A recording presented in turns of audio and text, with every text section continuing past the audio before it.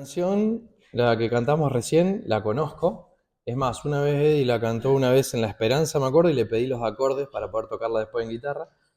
Eh, es hermosa. Y la frase "te seguiremos hasta que regreses" es épica, dirían los pibes ahora. Porque estamos siguiendo a Cristo hasta que Él nos venga a buscar. Em, Hermanos, quería compartir algo que la verdad que a mí en lo personal, después si quieren nos juntamos, tal vez tomando unos mates, pero es una de las facetas del Señor que más me han sorprendido. Ustedes saben que el Señor, Dios tiene muchas facetas y hay muchas que a veces no conocemos o que nos vamos olvidando. Pero antes de eso, me acordaba de cuando... Ah, qué bien. Sí. Esto es fundamental, lo del vaso de agua. En una ocasión Pablo va a llegar a Grecia, más específicamente a Atenas. Esto va a aparecer en Hechos 17, y sobre una colina, en la colina de Ares puntualmente, hay un lugar que se llamaba el Areópago, y allí se juntaban los más sabios de la sociedad, los que sabían, los filósofos, tal vez las personas de grande intelecto. Se les llamaba arcontes, y bueno, ellos se juntaban y hacían debates en los cuales se definían muchas cuestiones, se armaba como una suerte de cónclave, donde se dictaban leyes y sentencias de todo tipo. Pablo va a pasar por ahí, va a recorrer ese lugar y va a ver que había un montón de imágenes destinadas a distintos dioses e ídolos de todo tipo. Y ellos adoraban a muchos de estos, pero Pablo lo que hay algo que se va a sorprender, y que es lo que a mí me sorprende, es que se va a encontrar con un altar, el cual tenía una inscripción, el cual decía "al Dios no conocido". No sé si alguna vez leíste esto. Están hechos, pero no nos vamos a detener por un tema de tiempo. Pero había un altar destinado específicamente para el Dios desconocido. Es decir, ya no solamente adoraban a todos los dioses que conocían, sino que dedicaron poner uno para el Dios no conocido. Y Pablo va a tomar obviamente esto porque Pablo era muy hábil y va a predicar a Cristo, y va a decir una de las frases más lindas de ese capítulo, y va a decir: porque en Él vivimos, somos y nos movemos. Y yo, hermano, ¿a qué te quería alentar? A que en este ratito que vamos a poder hablar acerca de Dios, pensaba en que muchas veces nosotros podemos transcurrir nuestra vida como creyentes sin conocer a Dios plenamente, o quedándonos con lo que alguna vez oímos. Tal vez sos de esas personas que le das ganas de conocer más acerca de Dios. Tal vez lo que conoces acerca de Dios te es suficiente, pero pensaba que muchas veces en nuestra vida puede haber un altar erigido a Dios, pero está ahí el altar. Y nos quedamos sin conocer facetas de Él. Y no invertimos tiempo en conocer verdaderamente a Dios. Tal vez la pregunta que yo me hacía es: ¿amamos a Dios, pero no le conocemos? ¿Podemos amar plenamente sin conocerle? Pablo dice que él va a dejar todo lo que él tenía, todo lo que él sabía, todo lo que él era, y todo lo va a considerar como estiércol, literalmente, con tal de conocer más a Cristo. Hermano, vos sabés que yo entendí esto, de que nosotros tenemos esta necesidad y esta responsabilidad impuesta.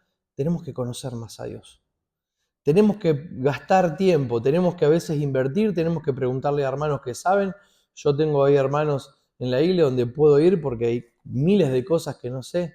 Tengo que ponerme a leer libros, leer la palabra, para poder conocer a Dios, para poder entenderle y conocerle en su plenitud. Y a lo que te quería hoy compartir es que Dios se va a llamar también a sí mismo de muchas formas especiales. Y hay una de ellas que va a aparecer en Éxodo, capítulo 15, que es la reflexión principal. Luego del cruce del Mar Rojo, no sé si todos conocen ese evento. ¿Vieron que hay eventos que pasan en la Biblia que uno dice: a mí yo hubiera querido estar? Bueno, yo hubiera querido estar en el cruce del Mar Rojo. O sea, debe haber sido algo increíble. En esa, o me hubiera gustado estar cuando Dios hace bajar fuego del cielo y quema el sacrificio de Elías. Hay momentos que a veces pienso en la Biblia y digo: me hubiera gustado estar ahí. porque mis ojos no darían crédito de lo que está pasando. Y luego de esto que el mar se abre y que todo el pueblo de Israel puede escapar de una forma de película, donde Dios libera con mano poderosa a su gente, donde los numerosos carros del faraón van a quedar tragados por el mar, Moisés y María van a entonar un cántico de liberación, de victoria al Dios Todopoderoso, pero después va a pasar lo que ocurre en Éxodo capítulo 15. Acompáñame. Éxodo capítulo 15, versículo 22. Es un fragmento chiquito, pero Dios se va a dar a conocer de una forma muy especial a su pueblo y también lo va a hacer en tu vida y también en la mía. Fíjate lo que ocurre. Éxodo 15, versículo 22. Dice, entonces Moisés guió al pueblo de Israel lejos del Mar Rojo. Estoy leyendo otra versión, vamos de vuelta. E hizo Moisés que partiese Israel del Mar Rojo y salieron al desierto de Shur y anduvieron 3 días por el desierto sin hallar agua. Y llegaron a Mara y no pudieron beber las aguas de Mara porque eran amargas. Por eso le pusieron el nombre de Mara. Entonces el pueblo murmuró contra Moisés y dijo, ¿qué hemos de beber? Y Moisés clamó a Jehová, y Jehová le mostró un árbol, y lo echó en las aguas, y las aguas se endulzaron. Y allí les dio estatutos y ordenanzas, y presta atención, y allí los probó. Y dijo, si oyeres atentamente la voz de Jehová tu Dios, e hicieres lo recto delante de sus ojos, y dieres oído a sus mandamientos, y guardares todos sus estatutos, ninguna enfermedad de las que envié a los egipcios te enviaré a ti, porque yo soy Jehová tu sanador. Y llegaron a Elim, donde había 12 fuentes de aguas y 70 palmeras, y acamparon allí junto a las aguas. En este fragmento cortito y hermoso, Dios se va a mostrar de una forma muy dulce a su pueblo. De una forma que, como te decía bien al principio, si nos ponemos a tomar unos mates, te puedo contar de cómo Dios ha sanado mi vida y de cómo lo sigue haciendo. Pero hay varias cositas para destacar primero acá rápidamente. Primero que el pueblo de Israel no había terminado de salir del mar que ya se estaba quejando. Es como, ahí, eso soy como yo. El pueblo había sido liberado y ya se empezó a quejar. Pero bueno, el pueblo de Israel tenía esta característica de que siempre estaba insatisfecho. Pero la promesa de Dios es que Él iba a ser para ellos su sanador. Dios le prometió que si ellos obedecían, iban a estar libres de todas las enfermedades de Egipto. Para aquellos que les gusta estudiar, no sé si recuerdan las 10 plagas, pero cada una de las plagas no eran al azar, sino que cada una de las plagas estaba apuntada específicamente a un dios o a una deidad egipcia. Búsquenla. Eso es porque Dios quería tratar específicamente con el faraón y con el pueblo de Egipto por los dioses que tenían. Eso está bueno para investigar. Pero fíjense lo que les va a decir, porque Dios deseaba que ellos tuvieran una sanidad total y completa. En el versículo 28 dice, si oyeres atentamente la voz de Jehová tu Dios, e hicieres lo recto delante de sus ojos, y dieres oído a sus mandamientos, y guardares todos sus estatutos, ninguna enfermedad de las que te envié a los egipcios te enviaré a ti, porque yo soy Jehová tu sanador. Dios deseaba ver a su pueblo viviendo diariamente en obediencia, y como resultado de eso lo iban a conocer como Jehová Rafa, Jehová sanador, Jehová tu sanador. La palabra ahí que aparece en hebreo significa justamente curar, reparar, enmendar, restaurar la salud. El Señor le va a recordar al pueblo de Israel de que no solamente los iba a liberar como lo había hecho, sino que también los quería sanar. Ahora, yo me identifico, ¿sabes por qué, hermanos? Porque todos necesitamos ser sanados. Todos estamos enfermos. La enfermedad primera del hombre es un estado desolador. El hombre sin Cristo está en pecado y el pecado ha provocado en el corazón del hombre un gran daño. Ha cambiado esta relación que había entre Dios y el hombre antes del pecado. Antes del pecado, Adán y Dios podían tener esta relación directa sin ningún problema, donde podían hablarse cara a cara, como lo estoy haciendo yo con ustedes, o como lo hacen ustedes, que me encanta esto de que a veces hablan y se comentan. Había una comunión, pero el pecado vino a interrumpir, a poner algo en el medio. Isaías lo dice de una forma bastante terrible. Dice, desde la planta del pie hasta la cabeza, no hay en él cosa sana, sino herida, hinchazón y podrida llaga.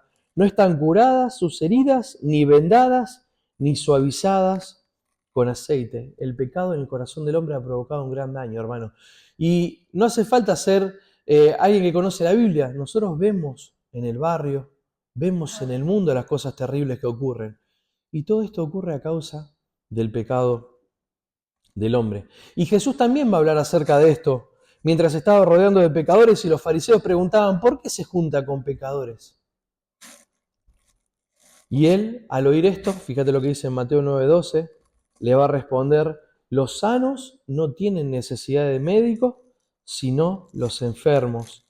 Id pues y aprended lo que significa misericordia quiero y no sacrificio, porque no he venido a llamar a justos, sino a pecadores al arrepentimiento. El llamado es a los que necesitan un médico. Y después también Jesús va a decir en Mateo 13, otra expresión, va a decir, porque el corazón de este pueblo se ha engrosado y con los oídos oyen pesadamente y han cerrado sus ojos, para que no vean con los ojos y oigan con los oídos y con el corazón entienda y se conviertan y yo los sane. Cristo vino a rescatar al hombre. Cristo vino a buscar a una creación que estaba perdida, caída, pero quiere tratar con el pecado del hombre. El hombre tiene este problema espiritual que debe ser atendido y acá necesito que todos estemos atentos, porque había algo que yo antes hacía, que te lo comparto porque tal vez te puede llegar a pasar a vos, pero cuando hablaba, yo como ya tengo a Cristo, cuando hablan del Evangelio es como que yo, viste, decía, bueno, ya está, zafé de esto, estoy libre. Pero vos sabés que nosotros muchas veces nos olvidamos, hay un gran libro que les recomiendo, se llama El Mandamiento Olvidado, Sed Santos. Nosotros tenemos una lucha con el pecado todavía en nuestras vidas, pero el Hijo de Dios tiene poder sobre el pecado. El pecado ya no se enseñorea sobre nosotros. Así que todos tenemos que estar atentos porque podemos tener pecado en nuestras vidas, incluso aquellos que hemos creído, incluso aquellos que hemos puesto nuestra fe en Él. Necesitamos misericordia de parte de Dios para ser recibidos y también perdonados. Primera Juan 1:9 dice que si confesamos nuestros pecados, Él es fiel y justo para perdonarnos de nuestros pecados y limpiarnos de toda maldad. Y me encanta esto porque el Señor Jesús sabía lo que era el pecado del hombre y se rodeaba con personas que tenían pecado y a los fariseos esto los volvía locos porque los fariseos se separaban del pecado, trataban a la gente como impura, los dejaban afuera, a los que eran leprosos se los cerraban de afuera de las ciudades. Había personas que tenían enfermedades que se consideraban impuras, no podían tener relaciones ni con sus familiares. A la religión le gustaba esto, pero Cristo en realidad venía y traía a los enfermos y los sanaba. Traía a aquellas personas que tenían demonios y los liberaba. Traía a aquellas personas que estaban heridas y los miraba como solamente Jesús puede mirar el corazón del hombre y sanarlos y curarlos. Y en la Escritura muchas veces el Señor Jesús primero perdonaba pecados y después sanaba. Esto era otra cosa que a los fariseos los enloquecía, porque venían las personas tal vez con las muletas y el Señor Jesús, en vez de decirle, ¿estás sanado?, le decía, tus pecados te son perdonados. Increíble, ¿no? ¿Uno qué esperaría? Primero curarle las piernas, pero no. Jesús veía algo mucho más importante, que era la condición del corazón del hombre. Primero el hombre debe ser salvado. Imagínate una escena, imagínate un naufragio, imagínate que estás en un barco y de repente el barco se rompe, quedás flotando agarrado a un pedazo de madera, te quebraste las piernas y esa persona que está con la pierna rota, ¿qué necesita primero? ¿Un salvavidas o un yeso? Primero el salvavidas. Primero necesita ser sacado de la situación en la que está, después curado. Dios hace lo mismo. Primero nos salva y luego trata con nosotros. Luego nos sana. Es por eso que me encanta este nombre de Dios. Dios sanador. Jehová Rafa. Y fíjate que en Números 21, después más adelante, va a ocurrir otro evento donde había serpientes, la Biblia la va a mencionar como ardientes, pero la traducción correcta sería venenosas, donde había serpientes que atacaban al pueblo de Israel. Esto aparece en Número 21, a causa de su rebeldía va a pasar esto también. Y muchas personas eran mordidas por estas víboras y muchos morían en el campamento. De hecho, dice la palabra que hubo mortandad en el campamento a causa de esto. Pero Dios va a decirle a Moisés que haga una serpiente de bronce. Le va a decir, hace una serpiente de bronce y parala para que sean sanados. Y fíjate esto te lo voy a leer, está en Números 21:8. Dice, y Jehová le dijo a Moisés, hazte una serpiente y ponla sobre un asta, y acontecerá que cualquiera que sea mordido y la mire vivirá. Y Moisés hizo una serpiente de bronce y la puso sobre un asta, y sucedía que cuando una serpiente mordía a alguno, y éste miraba a la serpiente de bronce, vivía. Algo increíble, por lo menos para mí. Pero ¿qué pasa? Aquellos que eran picados y eran mordidos por las serpientes, en vez de esperar la muerte, dice que tenían que ir y mirar a esa serpiente que estaba en ese asta y sobrevivían y eran sanados. Y hay un paralelismo con esto. Esto aparece en Juan capítulo 3. Vamos a buscarlo. No sé si lo puse. Sí. Juan 3, versículo 14. Va a mencionar esto. Dice, y como Moisés levantó la serpiente en el desierto, así es necesario que el Hijo del Hombre sea levantado para que todo aquel que en él cree no se pierda, mas tenga vida eterna. Cristo fue levantado en un madero, así como esa serpiente que Dios le va a pedir a Moisés. Cristo fue colgado entre cielo y tierra para poder pagar el precio de tus pecados y de los míos en esa cruz. Y de la misma forma que los israelitas miraban esa serpiente de bronce, nosotros hemos podido mirar a Cristo y ser salvos de la condición en la que estábamos. Fíjate lo que dice el versículo 16 de ese mismo capítulo Juan 3, dice, porque de tal manera amó Dios al mundo que ha dado a su Hijo unigénito para que todo aquel que en él cree no se pierda, mas tenga vida eterna, porque no envió Dios a su Hijo al mundo para condenar al mundo, sino para que el mundo sea salvo por él. De tal manera te amó Dios y de tal manera me amó en mí que dio lo más preciado. Y yo no puedo evitar hacer el paralelismo con mi vida. Yo tengo 3 hijos. Tengo a Mateo de 12, Agostina de 8 y Lucio de 1. Y a mí desde que soy padre no me cabe en la cabeza cómo un padre puede entregar a su hijo. ¿Viste? Yo no lo daría por nada. De hecho, se me enferman y ya me preocupo. Pero tan grande fue el amor de Dios, tan único, tan sacrificial. Y esto no hay ninguna película, ¿viste? Que dicen que el amor de las películas, el mejor no. Hay un amor mejor. Porque Él puso lo más preciado por vos y por mí. Él puso a su Hijo en una cruz colgado para que todos aquellos que lo vieran y pidieran perdón puedan ser salvos. Él envió a su Hijo a morir por nuestros pecados porque no había otra forma. Isaías 53 dice que Él fue herido por nuestras rebeliones, molido por nuestros pecados. El castigo de nuestra paz fue sobre Él y por su llaga fuimos curados, fuimos sanados. Me encanta esto de que Jesús tuvo compasión de aquellos que necesitaban de Él. Sanó a los que de ellos estaban enfermos, pero primero teníamos que ser rescatados. Es por eso, hermano, que yo los conozco a algunos de vista, pero el primer análisis que tenemos que hacernos es si Cristo está en nuestro corazón. ¿Sabes por qué? Porque si no, el resto no sirve. Y la respuesta que yo lo que te estoy preguntando no es si sos cristiano, no es si te considerás un creyente, no es si venís a la iglesia, no es si te gusta abrir la Biblia, es si vos mirás en tu corazón y está Cristo ahí. Hermano, eso a mí me pone feliz, porque yo cuando miro adentro no tengo mucha seguridad de yo. Yo soy un tipo indeciso, tengo mis problemas, pero si hay una sola seguridad que tengo es que Cristo está en mi corazón. El Espíritu mismo, dice la Biblia, que nos da testimonio a nosotros de que somos hijos, de que fuimos adoptados. ¿Tenés esa seguridad en tu corazón? De que si te toca cerrar los ojos en esta vida, lo vas a abrir con Él. Ese es un examen que tenemos que hacernos. El Salmo 6, por ejemplo, habla de un combo de cosas que nos pueden pasar. Fíjate, el Salmo 6, versículo 2, dice, ten misericordia de mí, oh Jehová, porque yo estoy debilitado. Sáname, oh Jehová, porque mis huesos están conmovidos. Mi alma asimismo está muy conturbada. ¿Y tú, Jehová, hasta cuándo? Este salmo, en estos 3 versículos, muestra 3 necesidades. Una necesidad emocional, que aparece al principio. Dice, ten misericordia de mí porque estoy debilitado. Una necesidad física, dice, mis huesos están conmovidos. Y una necesidad espiritual, dice, mi alma asimismo está muy conturbada. Puede ser que aún luego de conocer a Cristo necesitemos sanidad en algún área de nuestras vidas. Yo te puedo confirmar que sí.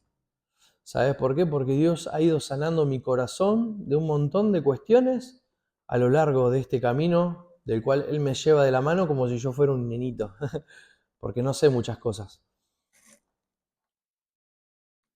Pero me ha sanado emocionalmente, muchas veces me ha sanado físicamente, verdaderamente me ha sanado en forma espiritual.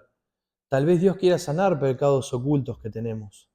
Tal vez Dios quiera sanar pecados que son a veces aceptables, como el orgullo, del cual a veces no se habla tanto, a veces de la avaricia, de la envidia, del pecado de la mentira, a veces de nuestra autosuficiencia.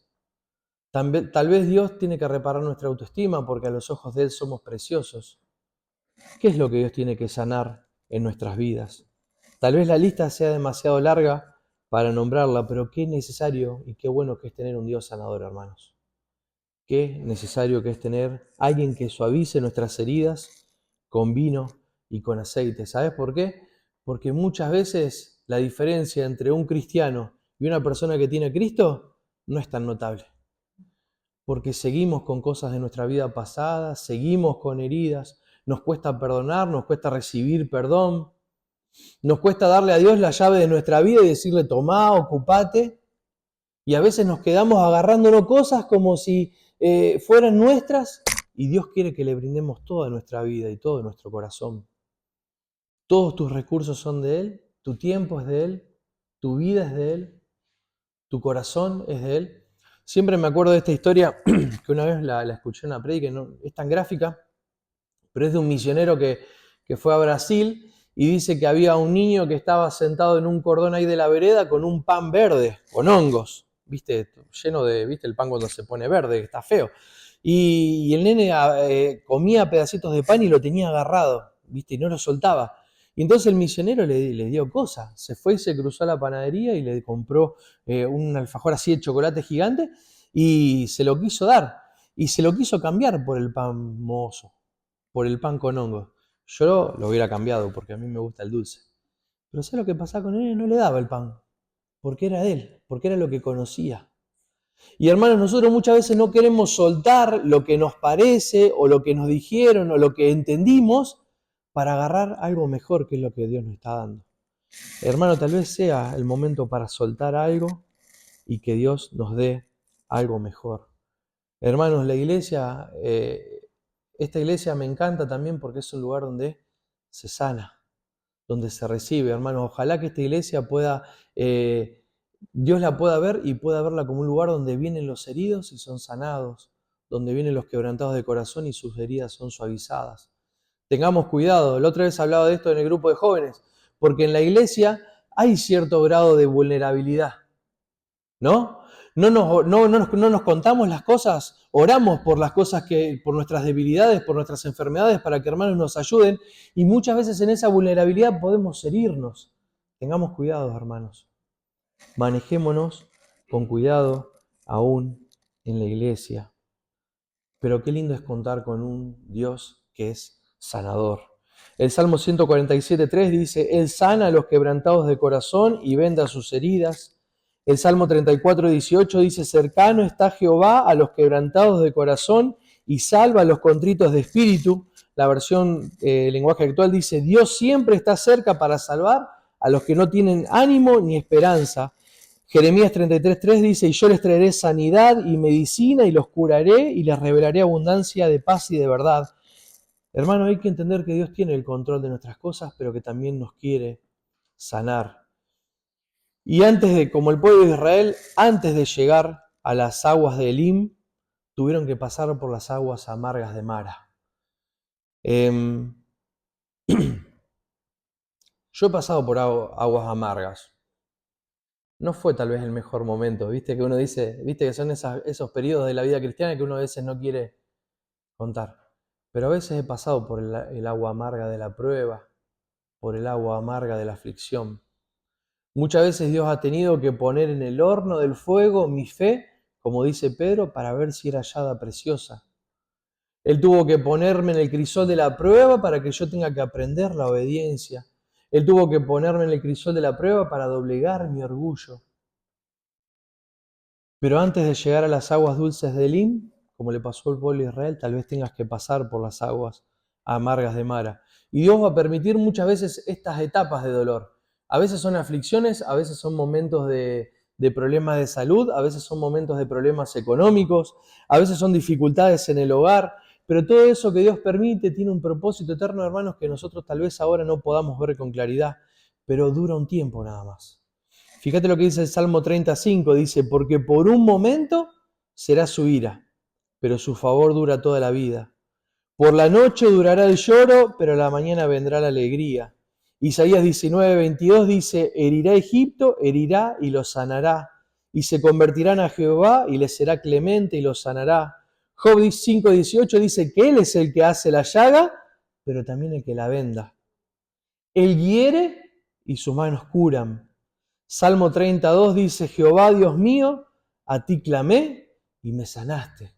Hermano, ojalá que podamos tener esta expresión del salmista, a ti clamé y me sanaste. Te ocupaste y te ocuparás, porque siempre lo haces así. Ese es el carácter de Dios. Ese es el carácter que tiene un padre con sus hijos. Cuando mis hijos vienen a veces lastimados, ¿qué puedo hacer otra cosa sino vendarlos? Dios hace lo mismo con nosotros. Él pone las manos sobre lo que más nos duele y lo sana, porque Él siempre se ocupa. Hay una escena particular que siempre me llama la atención de la Biblia, que vas a coincidir porque es como para una película esta, pero Jesús tuvo muchos milagros. De hecho, sanó un montón de personas. Y esto aparece, por ejemplo, en Marcos 3, versículos 10, dice, porque había sanado a muchos, de tal manera que por tocarle, cuantos tenían plagas caían sobre él, y los espíritus inmundos al verle se postraban delante de él y daban voces diciendo, tú eres el Hijo de Dios. Jesús iba y no solamente que predicaba, no solamente que enseñaba, sino que también sanaba, liberaba. Y va a ocurrir una escena que te la voy a mencionar solamente para que te la imagines, para no leerla de la Biblia, que seguramente la conoces. Pero hay una escena hermosa que ocurre en la Biblia. Te la leo. Dice, ella camina detrás de la multitud sin estar segura de si debería acercarse. La multitud la abruma, no puede ver lo que él hace, a dónde va, ni oírle hablar. Ha escuchado las cosas que dicen de Jesús, cosas asombrosas, sanidades, liberaciones, milagros, y ella necesita un milagro. Han sido 12 años, 12 largos años en que su propia sangre vital se escapa de ella. Y no solo eso, sino que también sus ahorros, sus posesiones, su fuerza y la esperanza de que algo cambie. Ahí de pie delante de ella está aquel de quien dice que es un hacedor de milagros, un creador de cambios, aquel que puede hacer que lo imposible suceda o deje de suceder. Y escucha a un hombre decir que Jesús está de camino para sanar a la hija de alguien. Así que solo tengo esta oportunidad, piensa ella. Si solo tocare sus vestidos, seré sana. Y aunque Jesús es la persona que haya estado esperando, no lo sabe aún y se niega a perder su oportunidad, reúne todo su coraje, su fuerza, su dolor, aprieta el paso y se escabulle entre la multitud y finalmente le alcanza extendiendo su brazo para tocar su manto. Si tan solo tocare su manto me sanaría, y así fue. ¿Conocés la historia? Esta historia me encanta porque si hay algo que lo sorprendía a Jesús era la fe. De hecho, él va a agarrar y le va a decir al centurión, le va a decir, no he visto una fe tan grande en Israel. A muchos les decía, tu fe te ha salvado, tu fe te ha sanado. Jesús tenía esta forma de reaccionar a la fe que habría que estudiarlo aparte. Pero hermano, fíjate lo que ocurre acá. Esta mujer tenía 12 años de una enfermedad que se llamaba flujo de sangre, que era una enfermedad considerada impura. No podía tener ningún tipo de relación con nadie ni con su familia.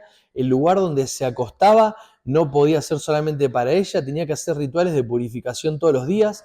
Había gastado todo su dinero en médicos, en andar a saber lo que había probado para hacer. cuando ella va a escuchar que por ahí va a pasar el sanador, aquel que hacía milagros. Y no le va a pedir nada, solamente se va a estirar en fe. Se va a extender y va a tocar el borde de su manto.